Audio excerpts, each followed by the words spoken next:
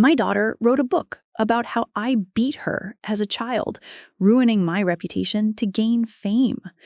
I posted a video from my childhood archive of her at 14, before going to school, banging her head against a wall to complain to the teachers about me. And all because I didn't buy her a dress I didn't have the money for. I sued for defamation and won all her royalties. If you're ready for this journey, make sure you hit that subscribe button and give this a like so you don't miss the updates. And let me know in the comments what city you're watching from. It's always lovely to see where everyone is. I'm 66 years old, a retired school secretary with a tidy little backyard, two creaky knees, and a thick file box of old high-8 tapes that I never quite got around to digitizing. I still balance my checkbook by hand and refuse to buy the store brand coffee because, at my age, you earn the right to keep the tiny luxuries that taste like home. I'm not glamorous, I'm not famous, and I'm certainly not the villain in anybody's story. At least, I didn't think I was until my daughter made me one. Her name is Caroline. When she was little, she called herself Care, which felt like a promise. She had my brown eyes and her father's stubborn jaw, and from the minute she could string together sentences, she figured out that words could move mountains. First mine, then everyone's. She could charm the bursar at the community college into waiving a fee. She could tell the barista her order was wrong with a smile that got her a free muffin. She could talk a cop out of a parking ticket with a shaky voice and a tear that appeared on cue. My mother used to say, some kids are born knowing where the soft spot is in an egg. Caroline could tap-tap with a spoon and the shell would give. All yolk, no mess. The trouble, looking back, wasn't that she lied. Most teenagers lie in little ways. The trouble was that she learned early what I couldn't, how to make other people's doubt work for her. At 14, she wanted a dress. Metallic blue, strapless, and 2 sizes too small for modesty or sense. Price tag like a car payment. I told her we couldn't afford it. The roof had just leaked on the laundry room, and I was still paying off the crown on molar number 19. She screamed, she slammed her door. I went to work and came home and made chicken and rice and waited for the storm to pass, because that's what mothers do with teenage weather. The next morning, she stood in the hallway with the camera her father had bought her secondhand, a little silver Canon she used for school projects, and said she needed B-roll for a video essay about school stress. I didn't question it. She pressed record, then she leaned her forehead gently against the wall, then harder still, thump, thump, thump, until I grabbed her shoulders and said, "Caroline, stop." She pulled away, eyes glassy with tears that came too quickly, and whispered, "This is what you make me do." I felt, I felt like I didn't exist. Like the floor had slid an inch to the left and I was falling into the space where we used to stand together. She took that video to school. She told her counselor I was emotionally abusive, which in our house meant I'd checked her homework and kept the Wi-Fi password. A teacher pulled me aside in the parking lot and asked in that careful voice if everything was okay at home. I said yes, because it was, and then I cried the whole way to the post office. The counselor called again, said they were keeping an eye. Nothing came of it, not then. Caroline's grades stayed decent. She got the lead in the spring play. She went to college 2 states away and majored in something called narrative media, which sounded like storytelling but without the fiction label. I mailed her care packages with instant oatmeal and little notes, and she mailed back postcards from thrift stores, vintage posters with creases and scuffs that looked artistic on her dorm wall. I laughed at that. I thought, see, she sees me. I thought we were okay. Then, the book. I didn't know about it until a former colleague texted me a picture of the display at the airport bookstore. "Is this your Caroline?" she wrote. "Congratulations." The cover had a washed-out photograph of a girl's back, hers, with a handprint that wasn't there in real life. The title was one of those soft weapon words, the kind that sounds like a whisper and cuts like a blade. Shattered Quiet. Under her name, in smaller letters, a memoir. There are ways pain can sit in your throat and not go down. I stood at my kitchen counter staring at that tiny phone screen while my kettle rattled itself into a panic. I breathed. I told myself, wait to read it. Ask her. Hear her out. Because sometimes our children remember us with different weather than we lived. Then my neighbor Emily, dear, nosy, well-meaning Emily, knocked with her paperback copy and her eyebrows up near her hairline. "I'm so sorry," she said, and I knew I had to know. I made tea. We sat at the table like it was any other afternoon, and I opened my daughter's book. If you've ever sat through a movie where the villain wears your face, you'll know what it felt like. Chapter after chapter, it was me and not me. She used words like rage, like unseen bruises, like mother's hand a metronome against the beat of my fear. She described the chicken and rice as punishment food and the Wi-Fi password as solitary confinement. She wrote that when she was 14, after a fight about clothes, I slammed her head into the plaster and told her to make sure the teachers believed it.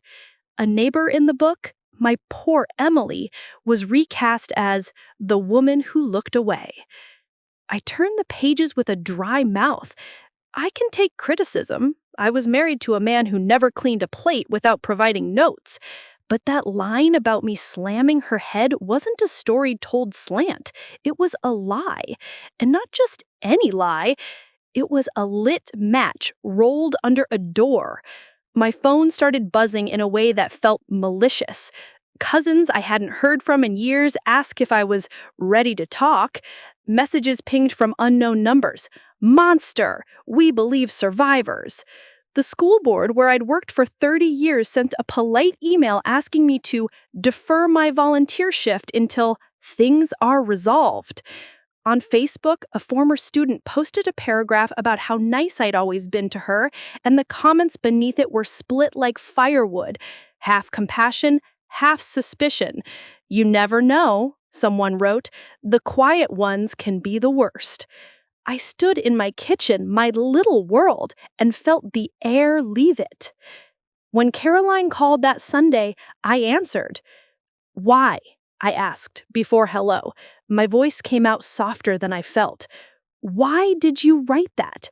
She breathed in a long, dramatic inhale, like a yoga teacher on a microphone. "Mom, this is not about you. This is my truth." "Your truth isn't true," I said. "Your truth has me doing things I didn't do."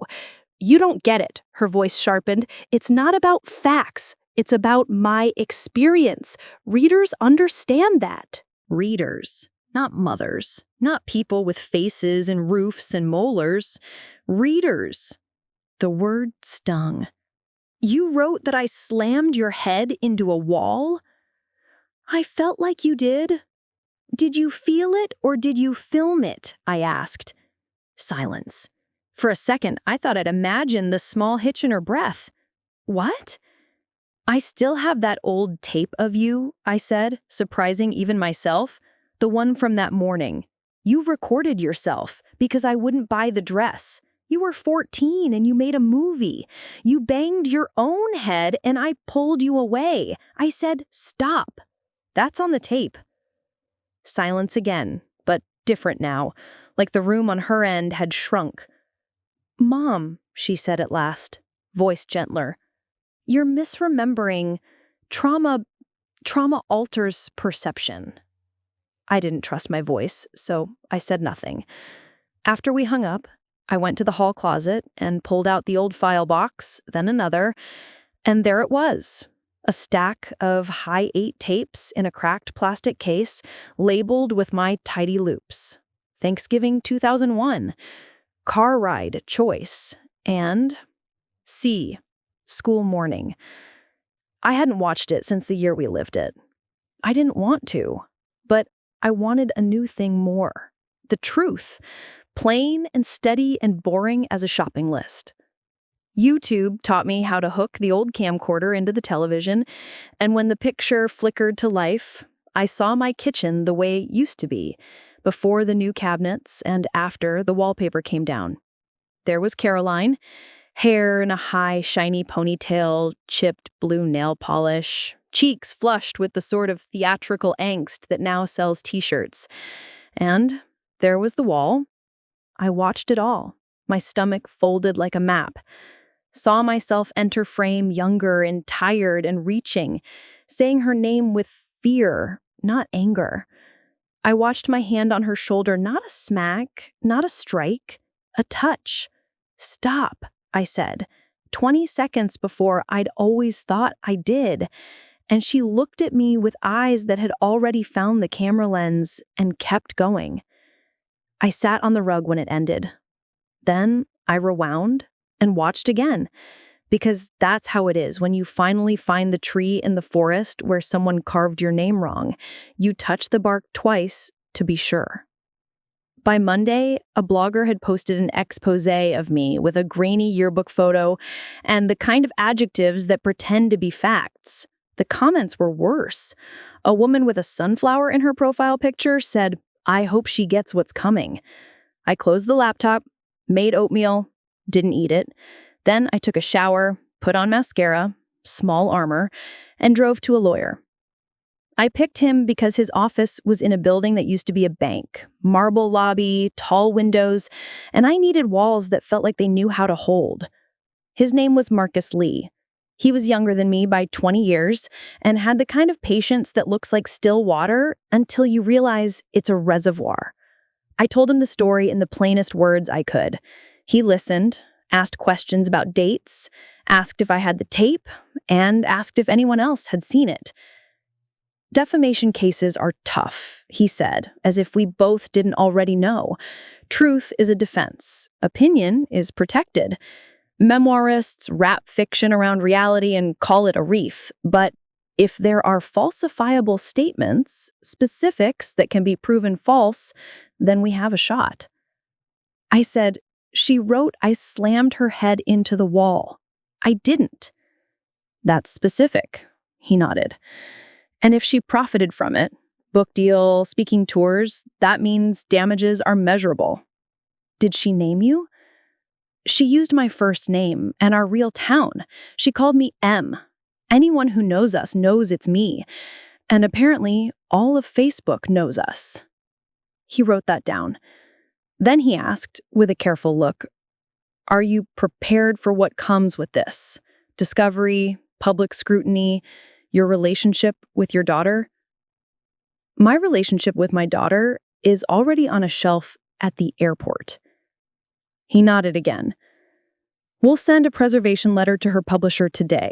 They'll need to retain all drafts, emails, notes. We'll ask for a retraction and a halt on additional printings. If they refuse, we file. We'll also look at a temporary restraining order to stop promotional events that rely on the false statements. Meanwhile, you do not engage on social media." I almost laughed. "I barely know how." He smiled. "Even so." I went home, pulled the original tape, and made 3 digital copies. One for Marcus, one for the safe deposit box, one for me. I labeled them like they were newborns. Then I sat in my chair by the window and watched the afternoon tilt toward evening. The publisher's response came 3 days later, through Marcus, a letter that was basically a shrug. "We support survivors, and memoirs are subjective." They suggested a dialogue between me and Caroline to honor multiple truths. My hands shook for the first time since this started. Multiple truths. I wanted to throw the phrase at the wall and see if it bounced like rubber or shattered like glass. Marcus filed. The complaint named Caroline and the publisher. It quoted the exact line about the wall and attached screenshots of posts tying me to the book. We asked for injunctive relief and damages, including disgorgement of royalties tied to the defamatory statements. I learned those words like new dance steps: injunctive, disgorgement, actual malice. I made peanut butter toast at midnight and stared at my own handwriting on the legal pads Marcus gave me for notes. In one margin, I wrote, You were there. Trust that. The day the suit became public, my phone lit up again, this time with people saying I was silencing my daughter. News travel likes heat. Caroline posted a statement about survivor mothers who can't face what they did. She included a picture of herself outside a bookstore, arms crossed, brave. The comments were a river of hearts. That night, I didn't sleep. At 3 a.m, I made a decision Marcus hadn't recommended. I set up my old laptop on the kitchen table, angled the screen so my face was lit but my eyes looked like they do when I mean business, and I posted the video. 30 seconds, no sound, no caption except the date. It wasn't a trick, it wasn't a trap. It was the truth, recorded by the person who made the claim and saved by the person who wouldn't have to if the world worked the way it should. The first hour, nothing. The second, a tremor. Then the ground moved. A bookstagrammer with 200,000 followers reposted it with the caption, "We need to talk about ethics in memoir."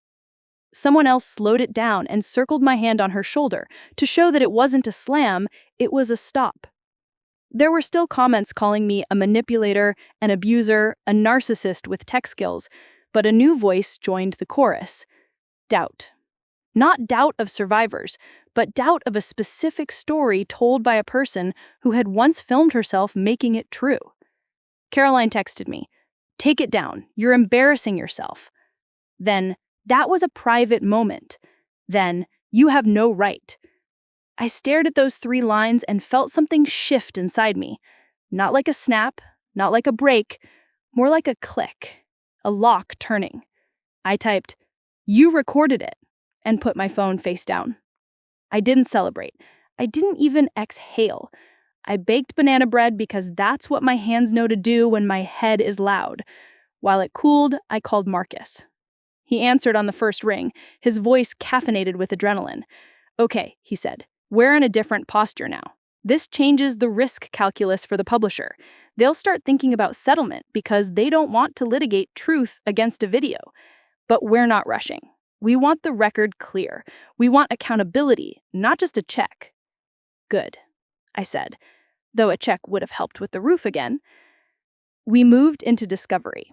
Emails surfaced, editors urging Caroline to lean into the physicality of the abuse for marketability.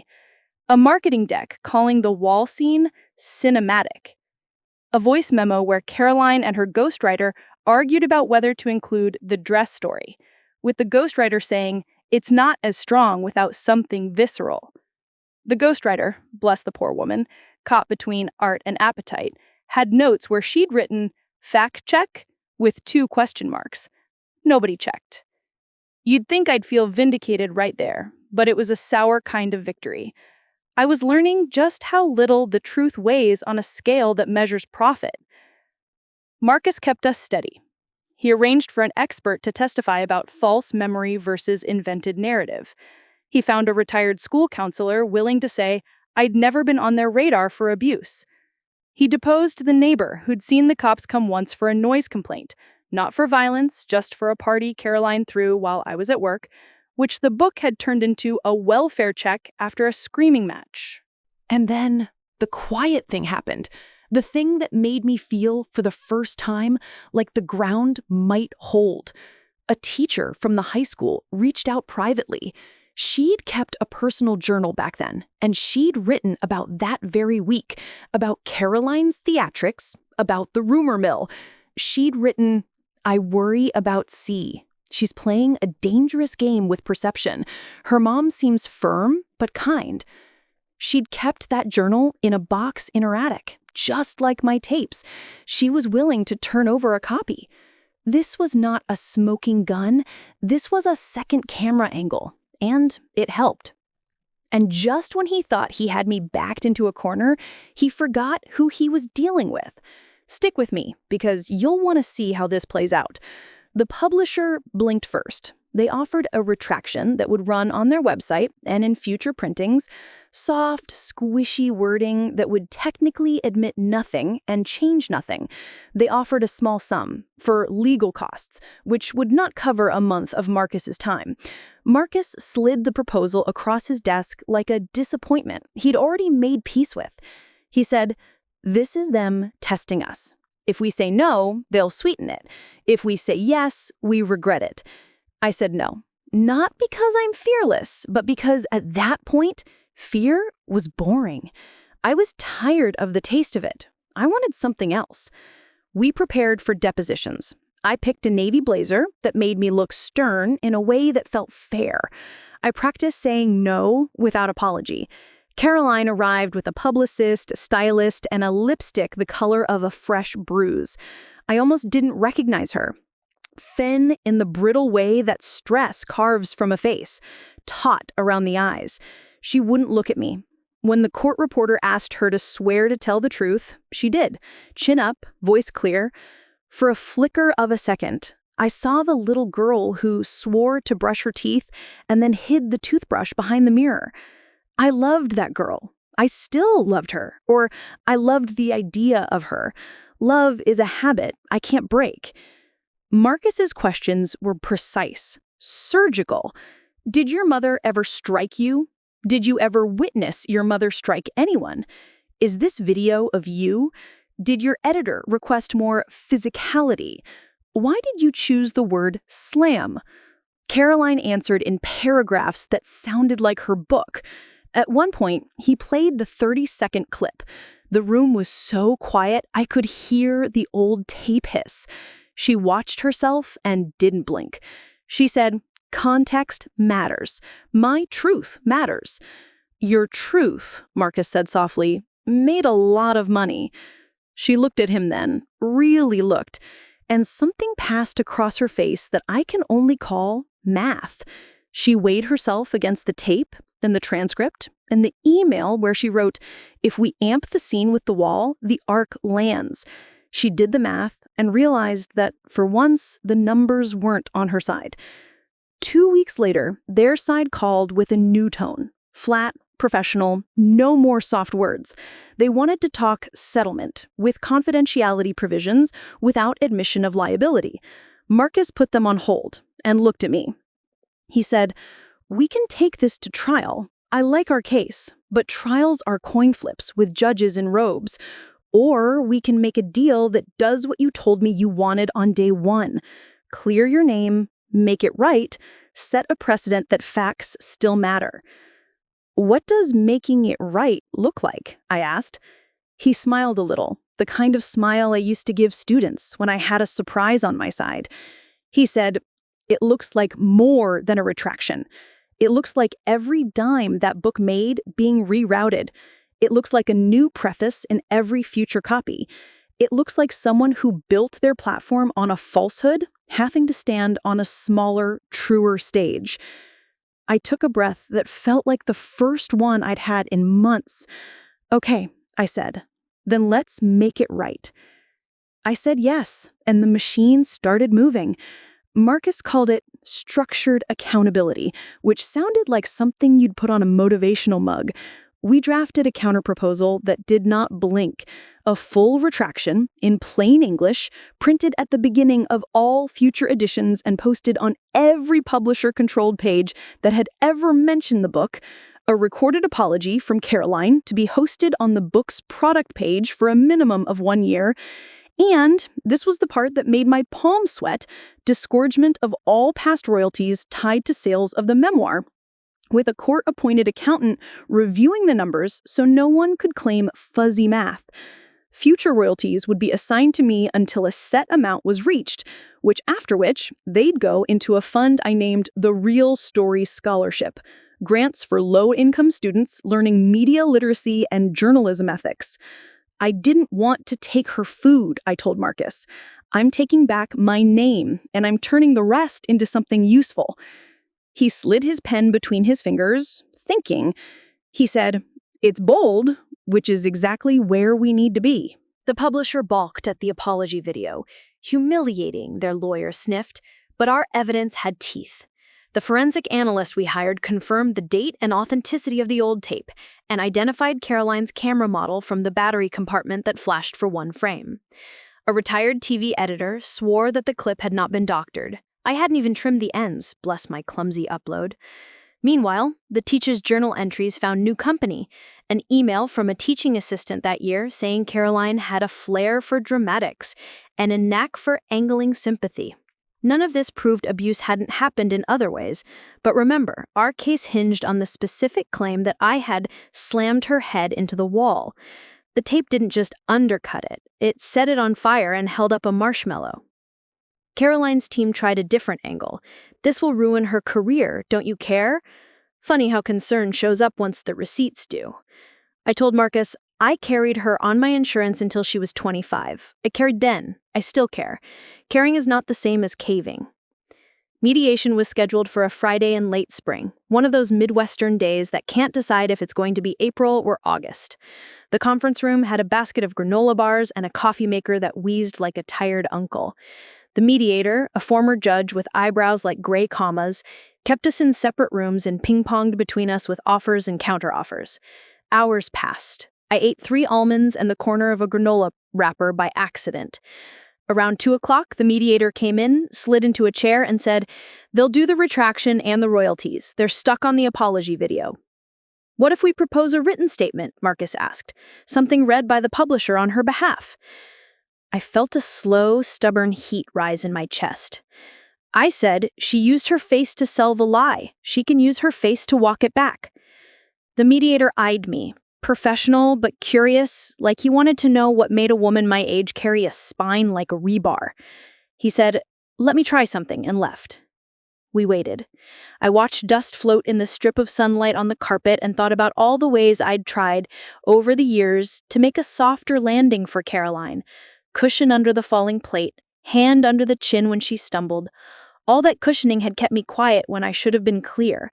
I was done cushioning. When the mediator came about, he looked like a man who'd eaten a lemon and liked it. "All right," he said. "They'll agree to a recorded statement. It'll be scripted jointly. She'll read it. She wants to do it in a neutral studio, not her living room." He glanced at me. "And they want confidentiality about the dollar amount." I said, "That's fine. I don't need the number on a billboard. I need the words on the record." We signed term sheets that day, preliminary agreements pending final paperwork.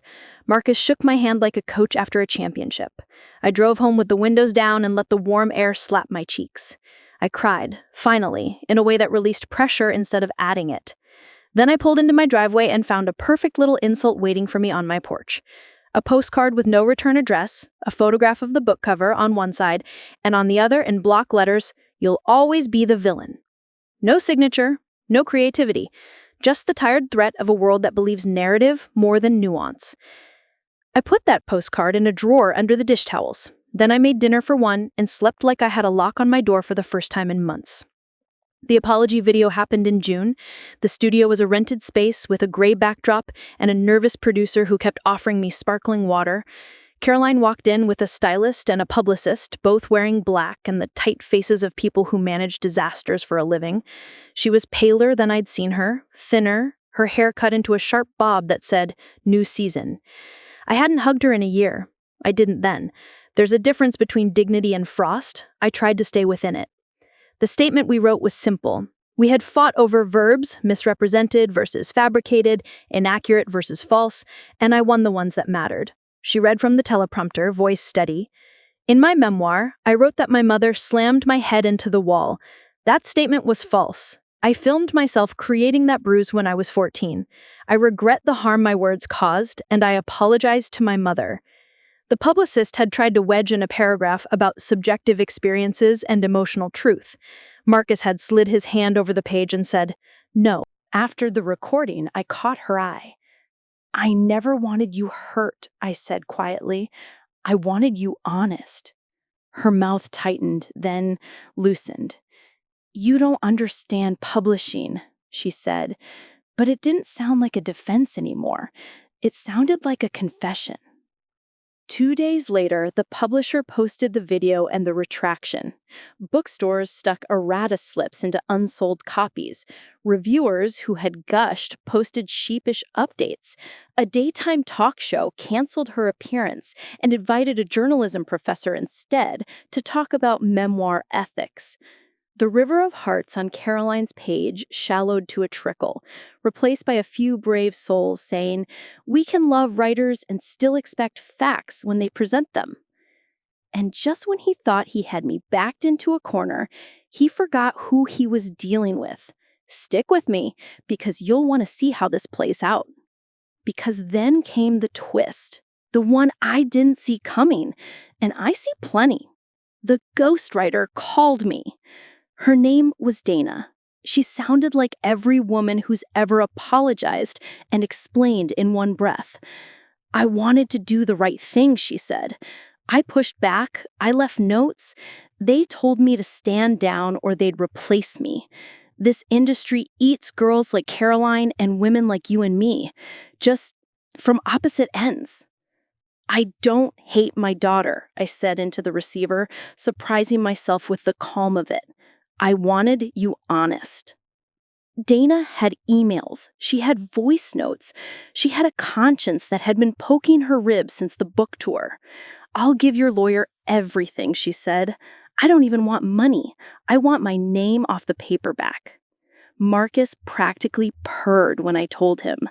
"This isn't about new claims," he cautioned, "but it strengthens our record, and it puts pressure on the publisher for more than a one-off apology.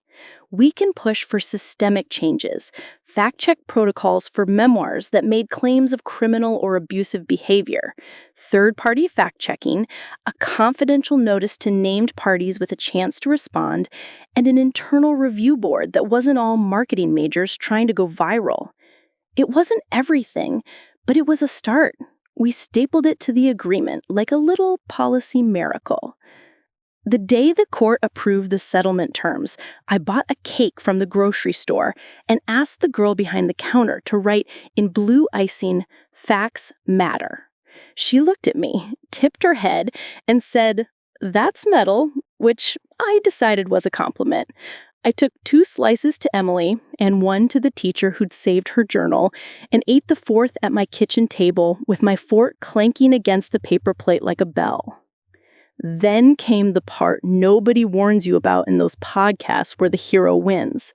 How quiet the house is when the fight ends. My phone stopped buzzing. The hate messages dwindled. A handful of people reached out to apologize for what they believed and shared. One former student wrote, "I should have known better than to think you were a monster. You always gave me extra time on tests when my anxiety ate my brain." I saved that one in a folder labeled Keep. The first check arrived, thin and anticlimactic in its window envelope. I took a picture of it and texted it to Marcus with a little trophy emoji, then walked it into the bank with a steadiness I didn't have when I started all this. I met with a community foundation to set up the Real Story Scholarship. We wrote guidelines that would make my old principal proud. Clarity, accountability, not a sniff of partisanship. The first award went to a girl who wanted to teach media literacy to 9th graders in the after-school program. I sat in the back row of the community center while she presented her project, and I clapped until my hands stung. If this were a movie, Caroline and I would have met at a diner next, crying into our pancakes and starting our slow way back. Real life is messier and meaner, and sometimes kinder, in small, quiet ways. She didn't call, but she didn't post either. Not about me, not about the book. The silence felt like a ceasefire set on a timer we hadn't agreed to. I used the time to clean out more closets. I found the blue and white bowl she'd broken and glued, the seam glinting like a healed cut. I set it on the counter and dropped my keys in it. It made a sound like coming home. Then, because people are people and the internet is the internet, a think piece went viral, arguing that I had weaponized proof and bullied a survivor into silence. I rolled my eyes so hard I saw high school. Marcus advised me to ignore it. Instead, I wrote an op-ed for our local paper, just 800 words and no drama. "Truth is not violence," I wrote. "Correction is not cruelty. We can hold compassion in one hand and accountability in the other. If our stories are medicine, let's make sure the label matches what's inside." It was shared a lot more than I expected. Not viral, backyard viral, church basement viral. The kind where your pharmacist slibs you a note that says, "I loved your piece," and you both act like it never happened because you're also discussing blood pressure meds. That's my speed. The last shoe dropped in late August. The publisher's logistics team was behind scheduling new printings with the retraction slip, which meant unsold copies of the old version were lingering in the wild. A big box store put them on a discount table without the correction. A funny little librarian in Nebraska wrote to me with a photo and a polite, "Is this supposed to be here?" I forwarded it to Marcus. He forwarded it to their counsel with the sort of sentence that's basically a legal eyebrow raise. 2 days later, a courier knocked on my door with a letter and a bouquet of lilies. The letter apologized for the oversight and confirmed that remaining stock had been pulled nationwide. The lilies made my cat sneeze. I put them on the porch for the bees. Here's the part I haven't told you yet, the part that tasted like a lemon and a relief at the same time. My cousin Linda tried to sell me out. She pitched a tabloid on exclusive family dirt, claimed I had a temper as a teen, that I smacked her once. I hadn't seen Linda in 20 years, and the one time we'd argued was about whether you could put mayonnaise in potato salad without committing a sin. The tabloid, to their credit, reached out for comment. Marcus asked for proof. Linda sent a photo of a bruise from 1974, which turned out to be a stock image from a medical textbook. They killed the story. I called Linda and told her kindly to find a hobby that didn't involve selling fiction to strangers. She hung up. I hope she finds ceramics. By fall, life looked like life again. I joined a walking group at the community center. 3 women with matching ankle braces and opinions about everything from casserole recipes to city council meetings. One of them, Jo, told me her daughter hadn't spoken to her for 5 years because of a narrative invented for attention. She said narrative like it was a mold creeping across bread. I nodded. We walked 2 miles and complained about our shoes. The sun did that wonderful October thing where it pretends to be July until the wind reminds it not to get cocky.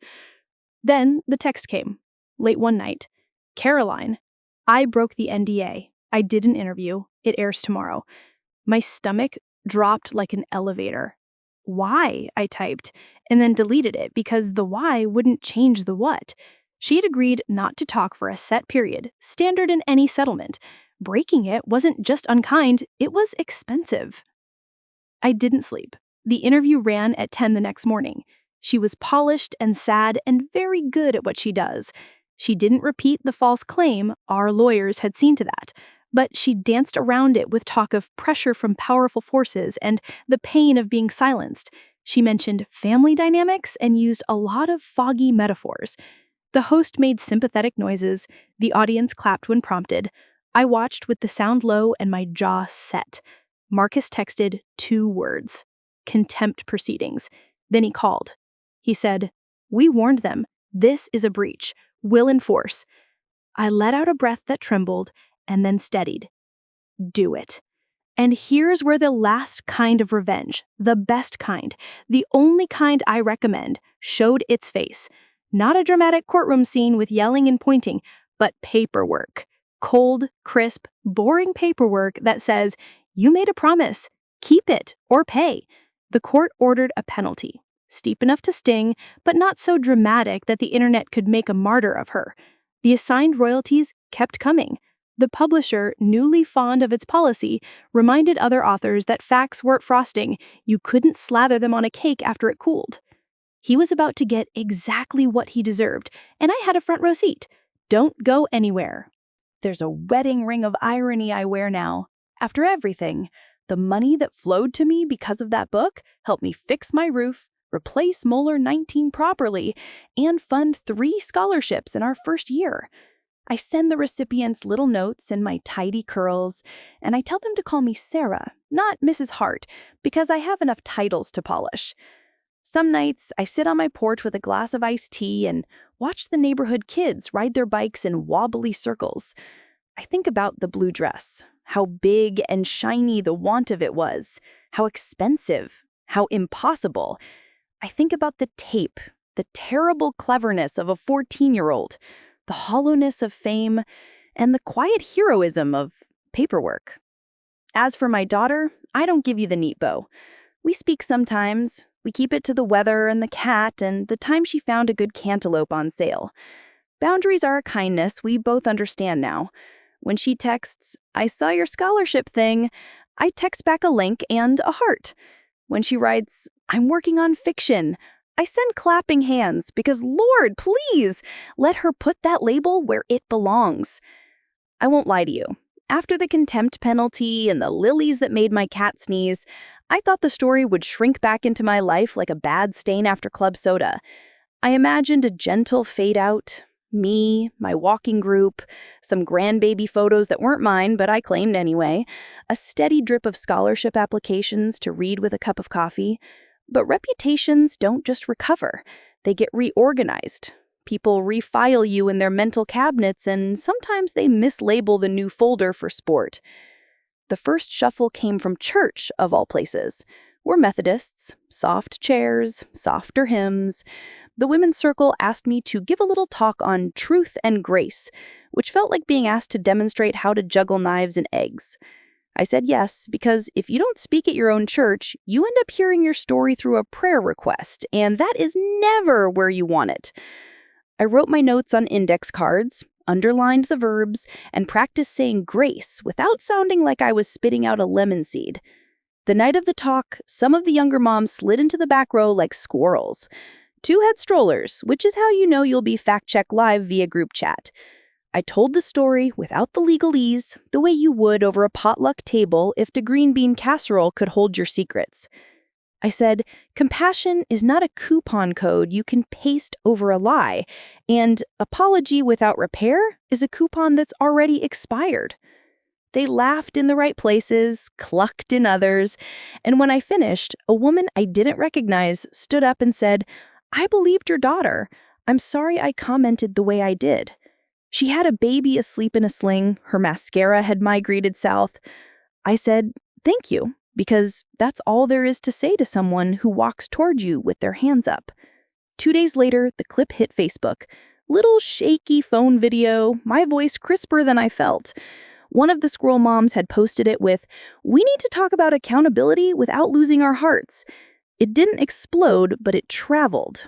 It reached a high school English teacher in Ohio who messaged asking if I'd Zoom with her students about media literacy and memoir. It reached a librarian in Oregon who wanted tips on dealing with the Our Truth versus the Truth Brigade. And it reached a podcaster named Gray, a man whose jawline was his resume and whose brand was mess.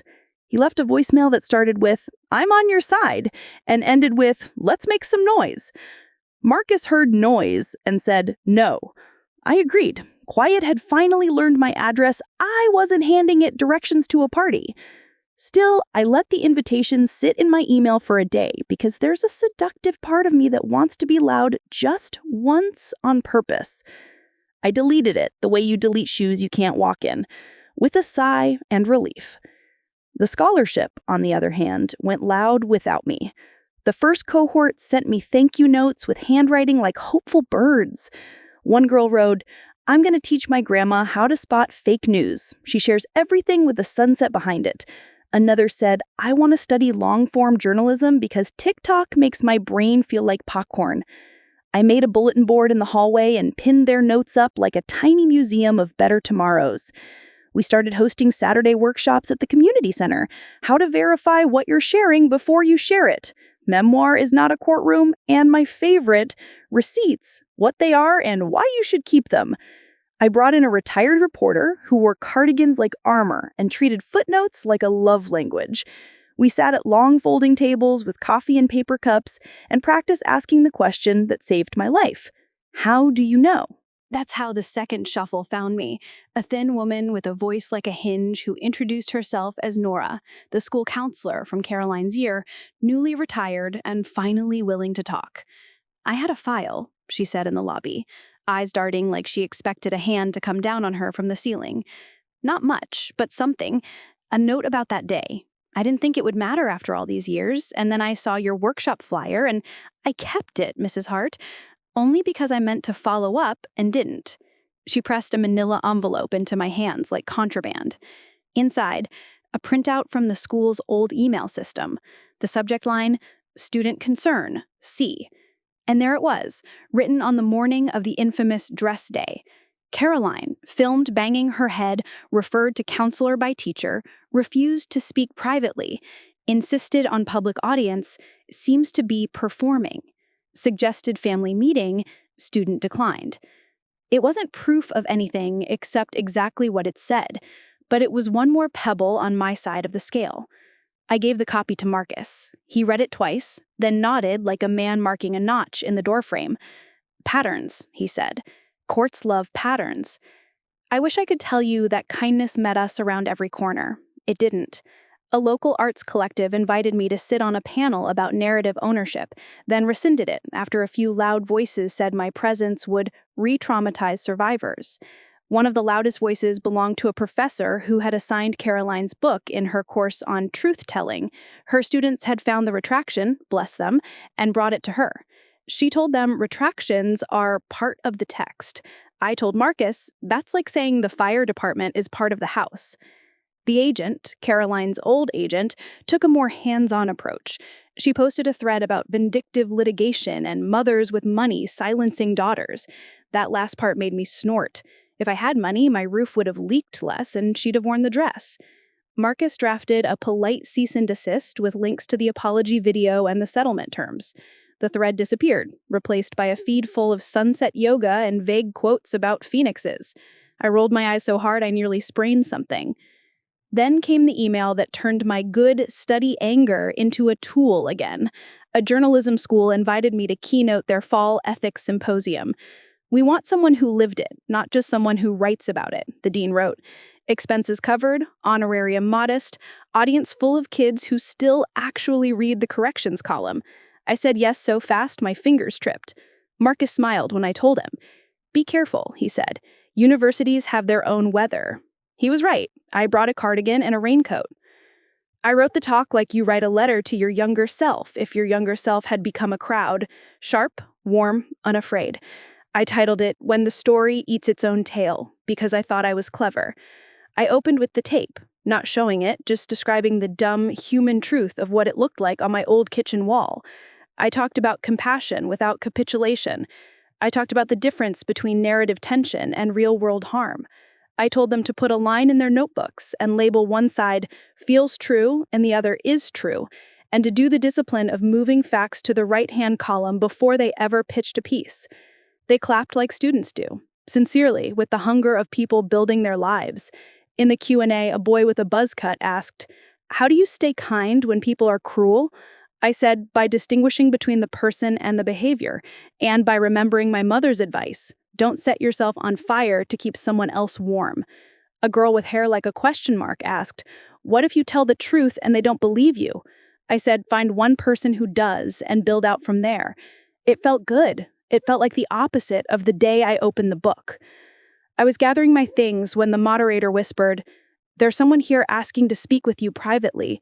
I turned, ready to decline with all the grace in my purse, and saw the person I least expected, my ex-husband, Caroline's father, Wayne. Wayne is the reason I can tile a backsplash and parallel park anything with a steering wheel. He's also the reason I spent 16 years recalibrating my expectations around disappointment.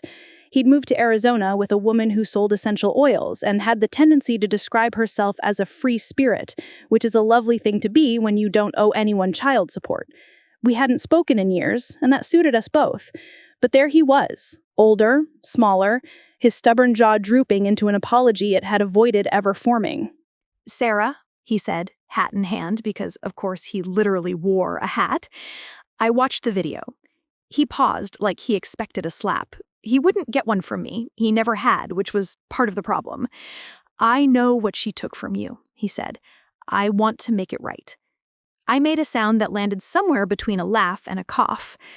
"Do you have a time machine and a checkbook you're finally going to balance?" He winced. "I deserve that. I'm in a program," he said, which could have meant anything from sobriety to a pyramid scheme. "Part of it is making amends. I can't fix the past, but I can tell people what I saw when she was a teenager. I can give a statement. I can talk about the way she learned that drama got her what she wanted from me, because I gave in when you didn't. I looked at him and thought about every time I'd been the hard parent so he could be the fun one. I thought about the way Caroline had learned to calibrate to the easiest mark.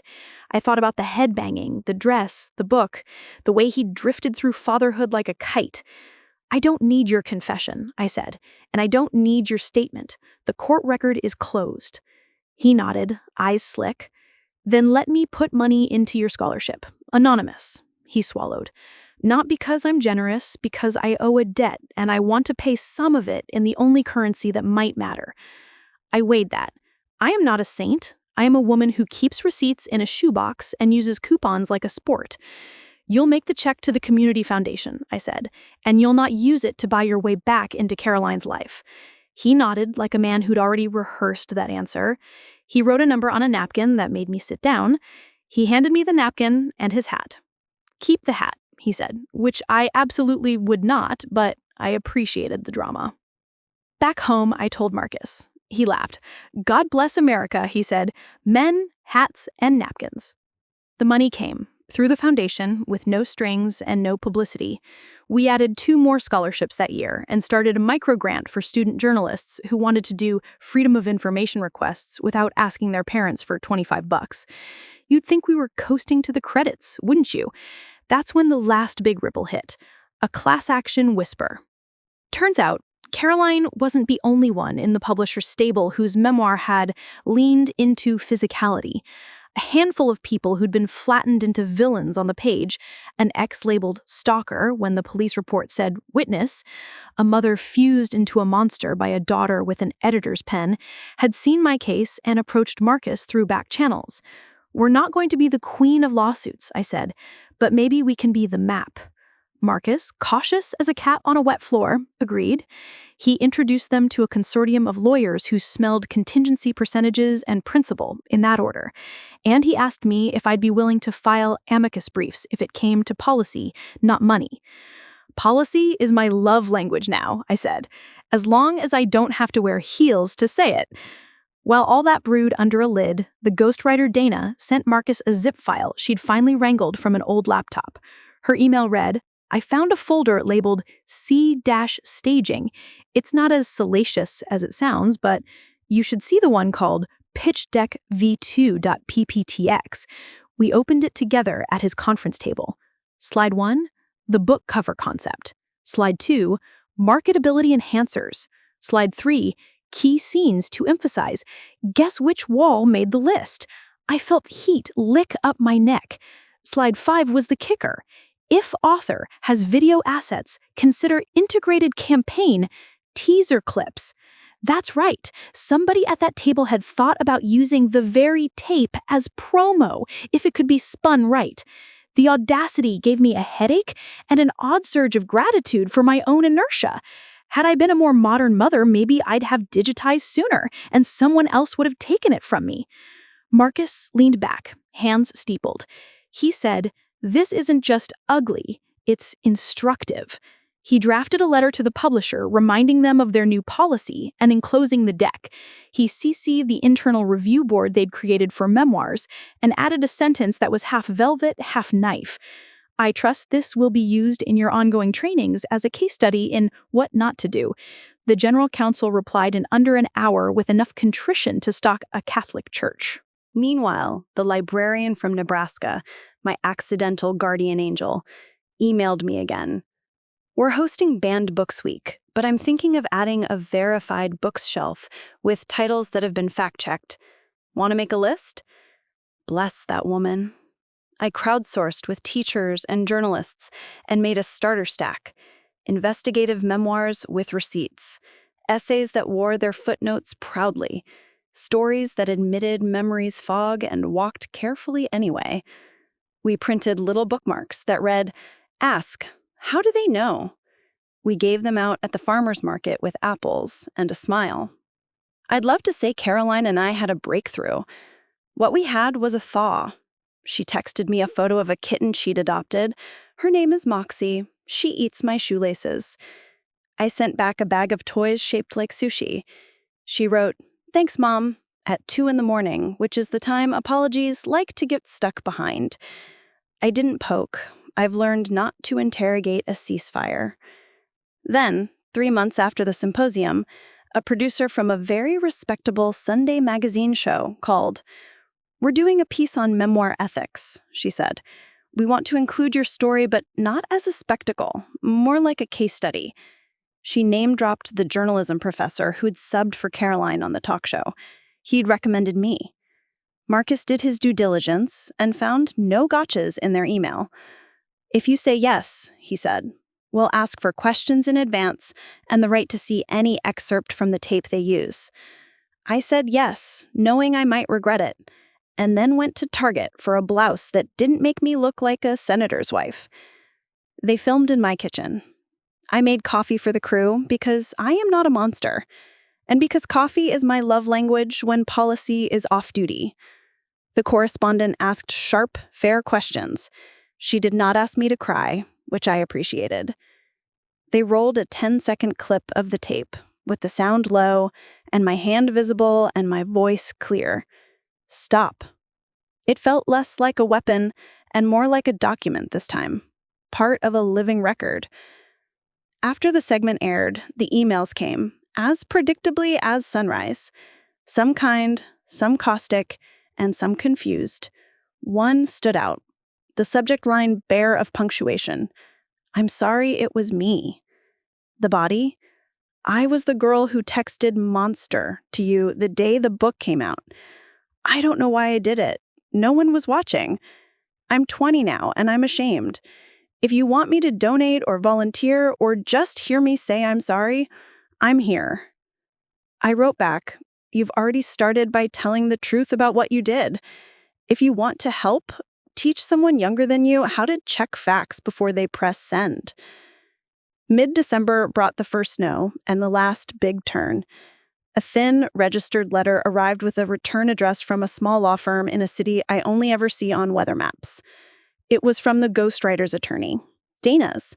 She was suing the publisher for credit, for retaliation, for being made to carry blame that wasn't hers. Attached as an exhibit was a sworn declaration from Caroline. I sat at my table with the letter and felt my blood beat in my temples. I called Marcus. He drove over in 10 minutes, hair damp, breath cloudy in the cold. We read the declaration together. It wasn't a cozy bedtime story. It was clinical, hard, and honest in the way confessions are when your back is against a filing cabinet.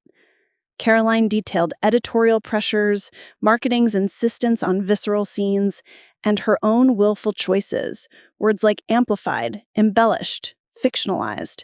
She named names. She took responsibility in black and white. At the end, there was one paragraph that bent the air in the room. "I understand that my statements harmed my mother. I have apologized publicly, and I do so again here. I also acknowledge that the publishing process rewarded my harmful choices. I hope this case makes that less likely for others." I put my forehead on my knuckles and breathed. Not relief, something sturdier. "She wrote it down," I said. Marcus squeezed my shoulder. "Paper," he said. "Best friend you never knew you had."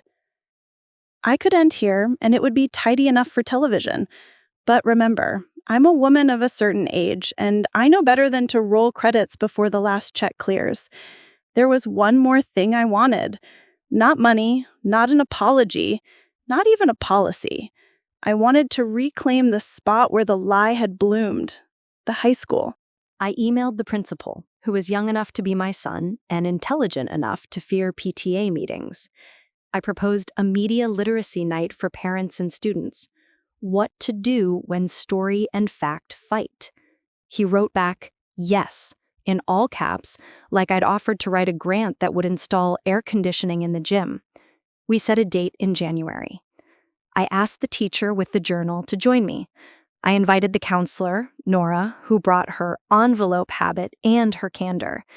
I chose a blouse that made me feel like Ruth Bader Ginsburg refiling her dissent as a syllabi. We filled the auditorium with the smell of fresh baked cookies, not a metaphor, actual cookies. Because if you want people to show up, you put chocolate chips on a flyer. I opened with the video again, on the same kind of projector that had once shown footage of snow days and pep rallies. I clicked pause at 20 seconds. I told them what I'd learned. I told them what I'd lost. I told them what I'd gained. And yes, I used the word reputation, and no, I did not choke on it. We took questions from teenagers who looked like they'd been born knowing the swipes and pinches their phones understand. We took questions from parents who looked like they'd traded sleep for fear on a weekly basis. A girl in the third row raised her hand. She was wearing a metallic blue scrunchie. Of course she was. What if you caught it on video, she asked, and nobody cared? My chest squeezed in the old place. Someone will care, I said. Find the one who does and build from there. And save the video. Save it twice.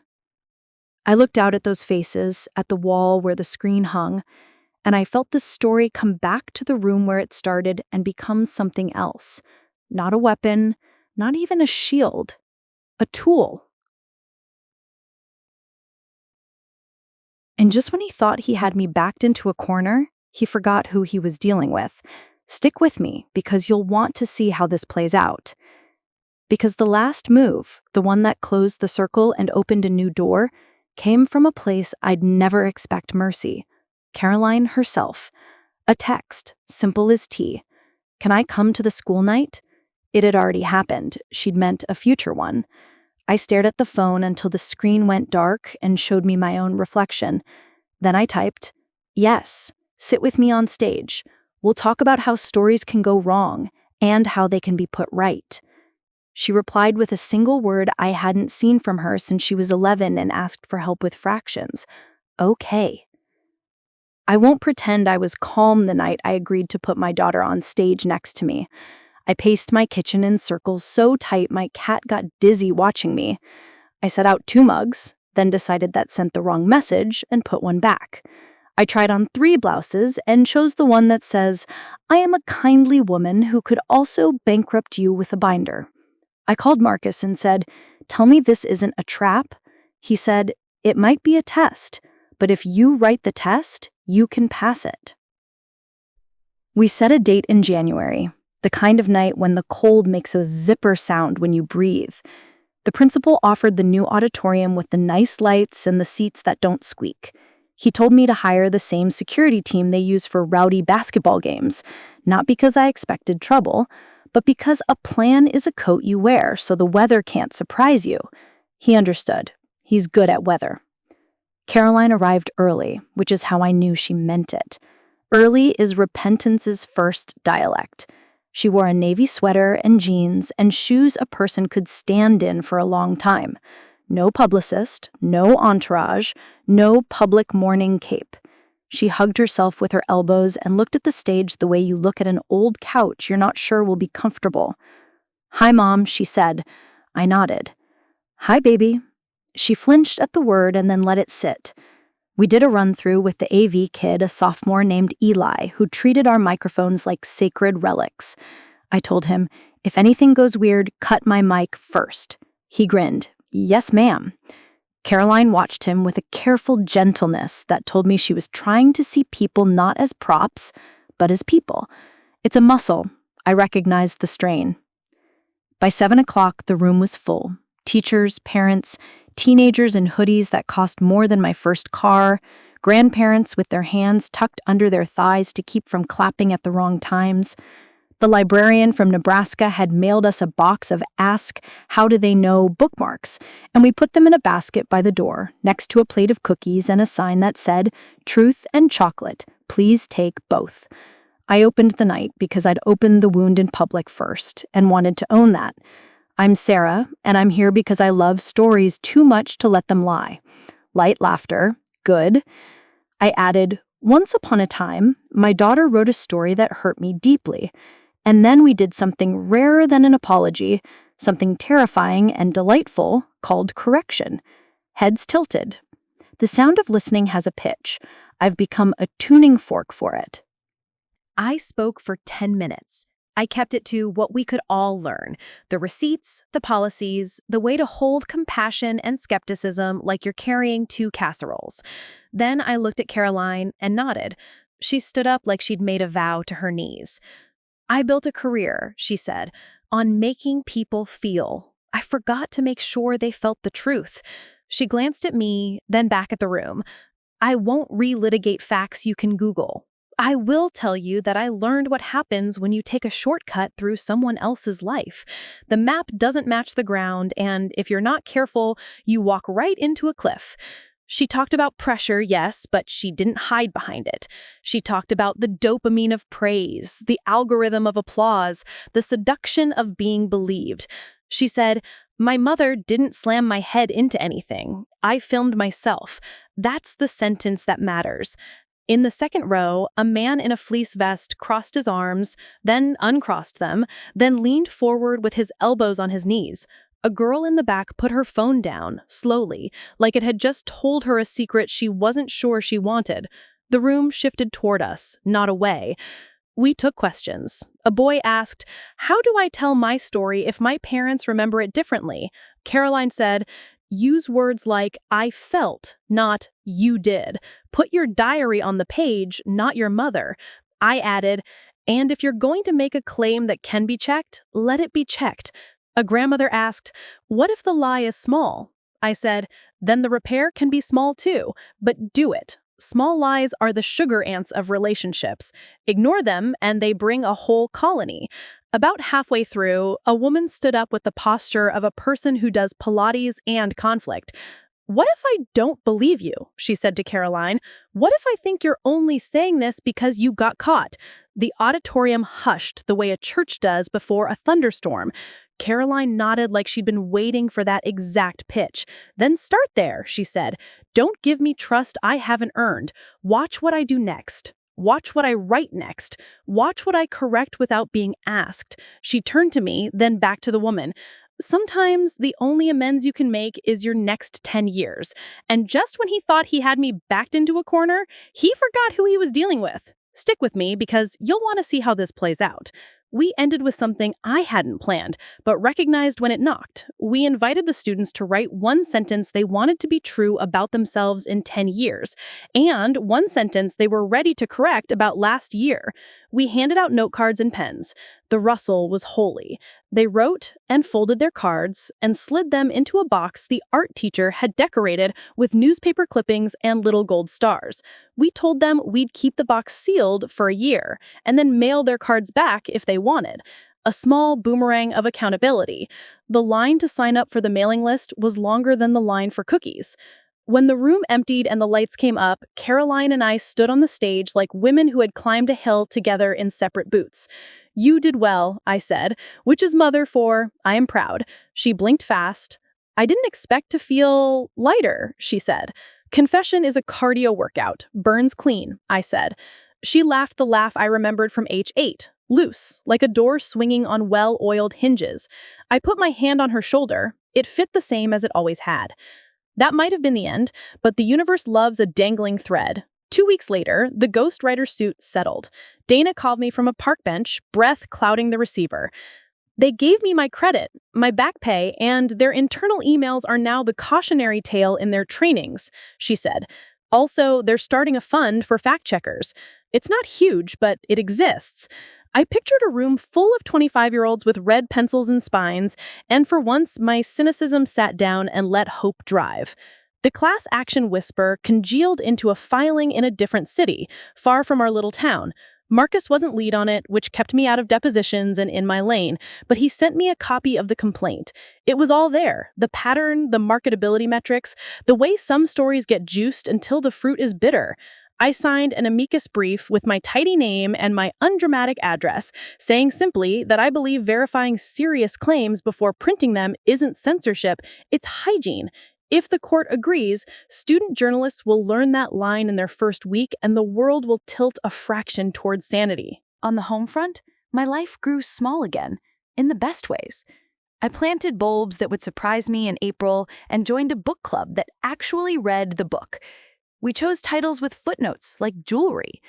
The walking group added a 4th member, a widow who told the dirtiest jokes in the gentlest voice.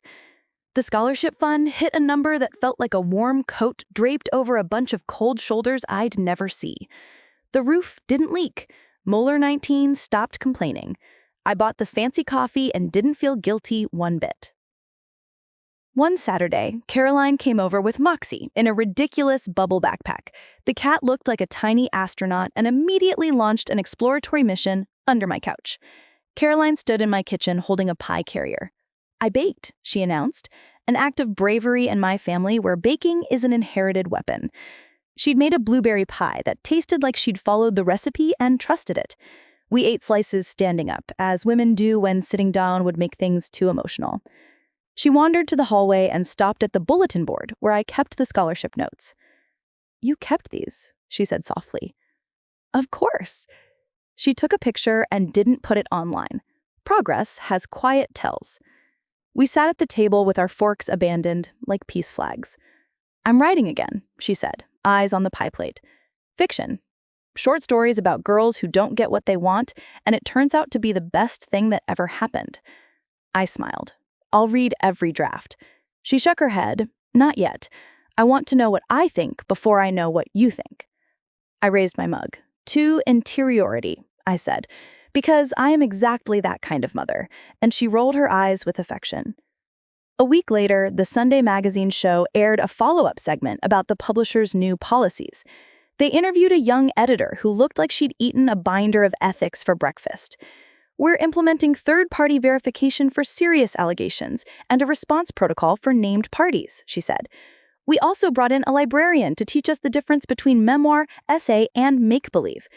They cut to the librarian from Nebraska, bless her corn-fed heart, standing in front of the verified bookshelf with a cardigan that could hug a town. I clapped for her, in my living room, like we were at Carnegie Hall. Not everything tidied up, because life isn't a hotel turn-down service. My cousin Linda sent a Christmas card with a printed family newsletter and not a single mention of me, which is exactly how I like it. The Arts Collective never reinvited me. The professor kept her syllabus, but added a week on corrections. People are people. I made peace with the slice of the pie I could eat and left the rest to the compost. The last legal envelope arrived in early spring, just as the crocuses decided life was worth the risk. It was the final accounting from the court-appointed CPA. The royalties disgorged, the penalties paid, the scholarship endowment folder thick enough to make me weepy. There was a note clipped to the spreadsheet. "Miss Hart, your fund has now supported 31 students in projects ranging from local government reporting to oral history archiving. 2 have job offers at reputable outlets. 1 is interning at a fact-checking desk. Thought you'd like to know." I pressed the paper to my chest like the hymn book. My revenge, it turned out, sounded like other people's futures getting sturdier. I took the original high 8 tape, the stubborn little rectangle that had changed the temperature of my life, and I walked it to the local historical society. The woman at the desk, a volunteer with a halo of white curls and a name tag that said Marjorie in all caps, looked at me over her readers. "Are you sure? It's your tape." "It's our lesson," I said.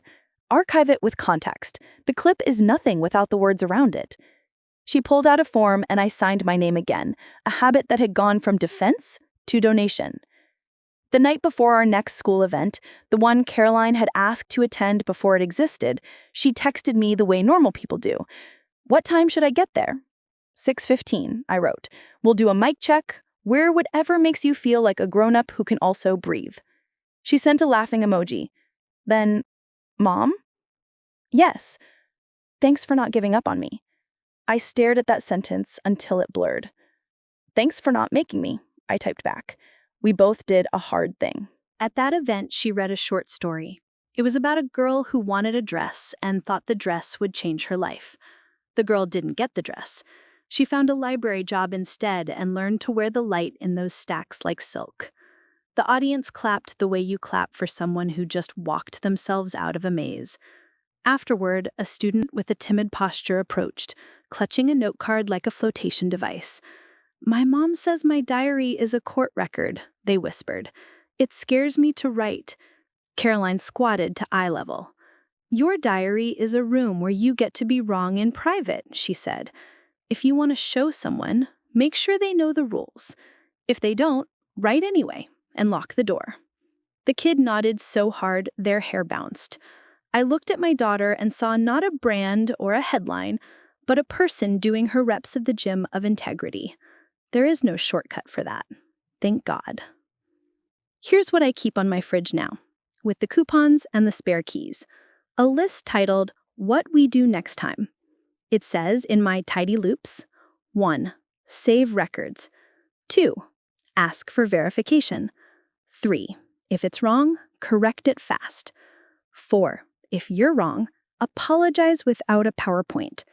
5. Turn what hurt you into help for someone else. 6. Buy the fancy coffee. When my walking group asks how it all ended, I tell them the truth. It didn't. Not really. It settled like good stew. The heat turned down, the flavors married. Once in a while I stir it and taste to make sure it's still right. The rest of the time I live. I watch silly game shows and volunteer at the library and go to garage sales with Emily, who finds treasures where I see junk.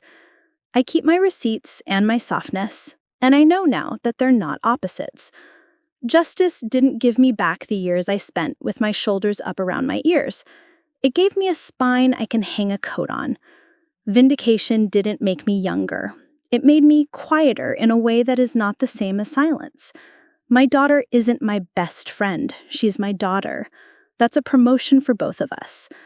If you're ready for the neat moral, there isn't one. There are 6, the ones on my fridge. And this coda. Truth is not a cudgel. It's a scaffolding.